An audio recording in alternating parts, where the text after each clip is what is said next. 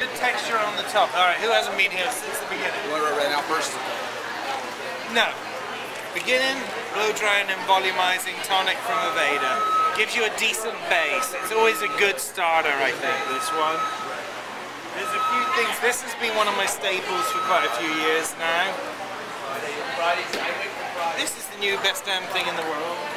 The Orbe? Yeah. What is it? Orbe dry? Like, come to me. It came, it was expensive, it smells nice. I'd like to feel like I've done without it, but I can't. It's, he's figured out the link between hairspray and dry shampoo. It's the first thing that does something. You just spray a little of that in, and it gives you this nice volume in here and a nice texture. It's good to touch up in between shampoos too. There's a lot of dry shampoos just hit the market. They're all pretty much the same. This one doesn't give the powdery build-up. Somehow he's figured that out. I like all of the line, but I'm pretty much using this on every job now. So, I've got my volume in. We went in here, we blow dried it up. It's just a nice messy texture going back. You take an elastic. In fact, you take two of them. And you attach them 2-3 inches from the end. Anytime you're doing a messy updo, you don't want to just be relying on the hair pinned up. You want insurance. When you pin through an elastic, it stays in place.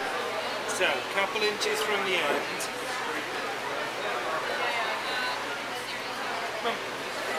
I use 2 elastics. Cheapest thing you're doing in the hair are using an elastic.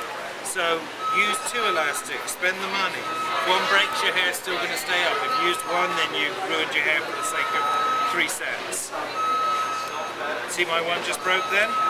Just lost one. Because I got time, I'm going to add another. But if that happens when she's walking down, that's exactly why we do that. One more.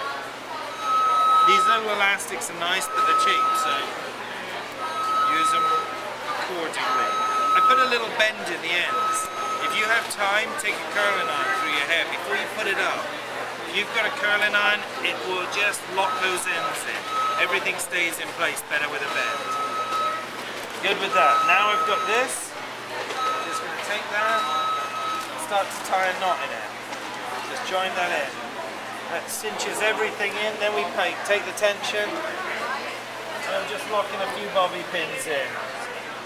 You can do this yourself, you don't need a helper, but I'm pretentious, so I feel it's better that way. So once you've done that stage, big bobby pins are how you secure stuff.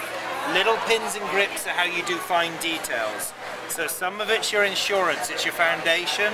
Then when you've got that in place, that stays, that's anchored. Yep.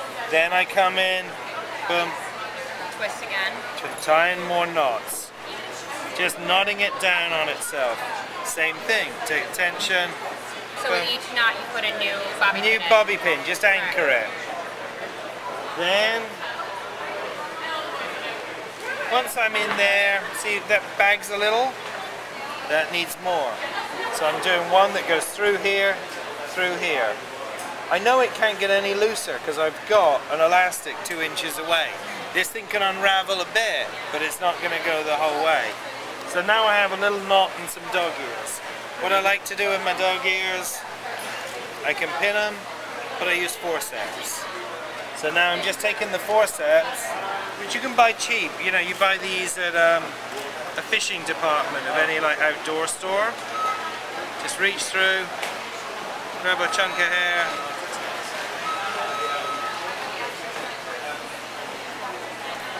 Just pulling that through, otherwise fingers won't do that.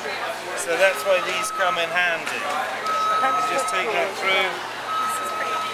Yeah. So that way, you know, you can weave it in. You can get, this is where you can end up getting a little bit too clever. And the thing with an updo is be careful. Stop before it ends up being bridal or prom. It's still, you want the girl a little edgy, a little real. So, you know, be careful, don't do too much. It's easy to get too keen. Then one more, where do I want it? There, I've got something I want to hide here. Boom. Do the small bobby pins for detail. So now we sink down to these. Now you got the big bobby pins, little bobby pins. That's for the detail work. Detail is where the little, and feel them, they're rubber. They're rubber coated. These are the ones, actually these don't feel that rubbery. That's for your first kit. Is it the first kit and they weren't? So I think my second one they do. We make an updo kit. You guys know about the updo kit? So these are from there. Also we get a lot of them from Ricky's. I don't know, do you guys know Ricky or know all the, you know he's around, have you all met him? Yeah, you've seen him around. Ricky's, yeah.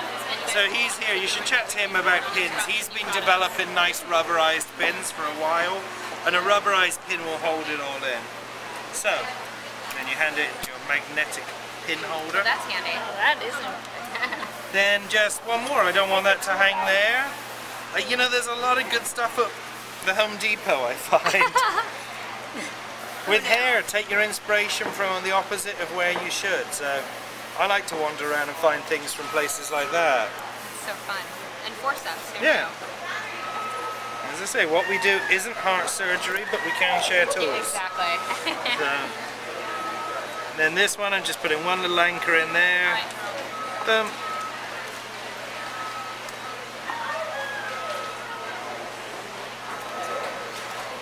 And then she goes back to there.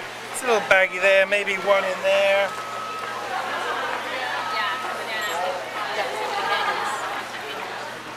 Right, ladies. Right, and then you just now, when you finish an updo, will you shake your head for me? You shake your head before you go out. You don't go out and go dancing, walk down an aisle and hope your hair stays up. Shake the hell out of your head. Find out problems before you're going to make them later on.